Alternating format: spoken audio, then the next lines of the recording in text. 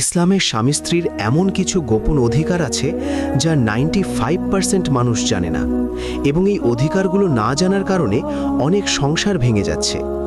আজ আমি আপনাকে বলবো সেই গোপন অধিকার যা কোরআন এবং হাদিসে আছে, কিন্তু আমরা জানি না। শেষ পর্যন্ত দেখুন। আসসালামু আলাইকুম ওয়ারাহমাতুল্লাহ। স্বামীর উপর স্ত্রীর গোপন অধিকার। প্রথম, স্ত্রীর সাথে সুন্দর ব্যবহার করা।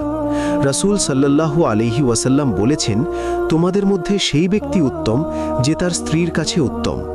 দ্বিতীয়, স্ত্রীর ভরণ পোষণ করা।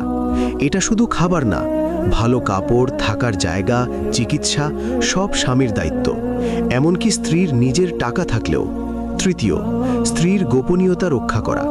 রাসূল সাল্লাল্লাহু আলাইহি ওয়াসাল্লাম বলেছেন, কিয়ামতের দিন সবচেয়ে খারাপ মানুষ হবে যে স্ত্রীর সাথে সম্পর্কের কথা অন্যদের বলে। স্ত্রীর উপর স্বামীর গোপন অধিকার।